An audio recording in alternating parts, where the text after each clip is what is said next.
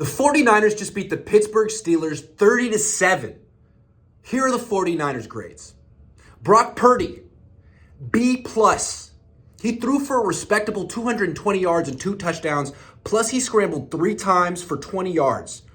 He looked completely in command of the 49ers offensive scheme and played with timing and confidence, unlike the Steelers' second-year quarterback, Kenny Pickett, who stinks. Purdy does not stink. He's quite good, even though he clearly has less zip on his throws this year than last year before he had elbow surgery. Every pass he threw today floated through the air. His best throw was a 19-yard touchdown pass to Brandon Ayuk, who was tightly covered by Patrick Peterson. Otherwise, almost all of Purdy's completions went to wide-open receivers. Give him credit for finding them.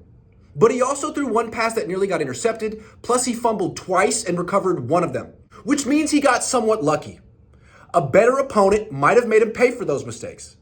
But the Steelers were awful, while Purdy mostly played well in a big road game. Running backs. A. Christian McCaffrey is such a pleasure to watch. He's the best 49ers running back I can remember, even better than Frank Gore. Forgive me, Roger Craig was before my time. Today, McCaffrey gained 169 yards from scrimmage, which is nice, and he had a 65-yard touchdown run. If anything, the Niners used him too much. He touched the ball 25 times and played well into the fourth quarter. That's because his backup, Elijah Mitchell, gained just 10 yards on 5 carries. Kyle Juszczyk never touched the ball. Wide receivers. A. Brandon Ayuk quietly has become the 49ers' number 1 option in the pass game. Today, he led all players with 8 targets, 8 catches, 129 receiving yards, and 2 touchdown catches. If he keeps this up, the 49ers might not be able to afford Ayuk's extension next season. That's because they already gave a monster extension to Deebo Samuel, who had 63 yards from scrimmage and no touchdowns in this game. Juwan Jennings had no catches. Tight ends. C. George Kittle made some nice blocks, but caught just 3 passes and gained only 17 yards. The 49ers paid Kittle a ton of money to produce such meager numbers. But to be fair, the Niners didn't need him to produce today.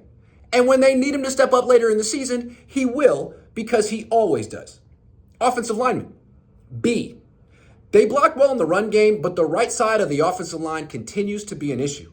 Right guard Spencer Burford committed a false start, a hold, and a face mask penalty. And right tackle Colton McKivitz gave up sacks to TJ Watt on back-to-back plays. The second sack resulted in a strip fumble for Brock Purdy.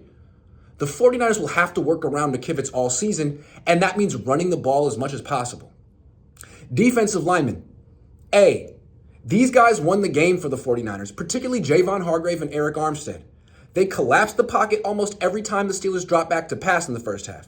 Remember, Hargrave is in his first season with the 49ers, and Armstead was injured most of last year, so their push in the middle of the defense is something the Niners didn't get last year. As a result, Drake Jackson recorded a whopping 3 sacks after Pickett scrambled right into him. And here's the kicker. Nick Bosa recorded 0 sacks and made almost no impact. The 49ers could have won easily without him. Scary. Linebackers. A. Fred Warner and Dre Greenlaw combined to record 14 tackles, and the Steelers rushed for just 41 yards. That's dominance.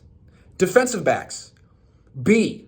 They gave up a passer rating of just 68.4, and Trevarius Ward and Talanoa Hufanga each recorded 1 interception. They were outstanding. Diamador Lenore was not. He committed 2 penalties on the 1 drive that led to the Steelers' 1 touchdown. And Ambry Thomas gave up 4 catches during that drive before leaving the game with a concussion and getting replaced by Isaiah Oliver. Which means the Niners have an issue at cornerback. An issue the Steelers couldn't exploit because their offense is stuck in the Stone Age. Special teams. A. Jake Moody made all of his kicks, and Mitch Wishnowsky pinned the Steelers inside their 10-yard line 3 times. Coaches. A. They didn't have to do much. Steve Wilks called vanilla coverages and rushed 4 defensive linemen who completely took over the game. The same thing D'Amico Ryans and Robert Saleh used to do when they were calling plays for the 49ers defense. Credit to Wilks for not changing what works. And credit to Kyle Shanahan for having his team ready to play its best across the country in a hostile environment. Lots of analysts expected the Niners to start slow and lose this game to the Steelers, who often start fast. But the 49ers made the Steelers look sluggish, young, and unprepared. Shanahan mostly did a great job protecting Purdy until he got pass happy up 20 points in the second half and Purdy got sacked twice. Then Shanahan wisely returned to the run, but stuck with McCaffrey for too long. You'd like to see Shanahan pull his starters a bit sooner and keep them fresh for the long season, but that's nitpicking. Shanahan was excellent today. He made Mike Tomlin and the Steelers look like complete frauds.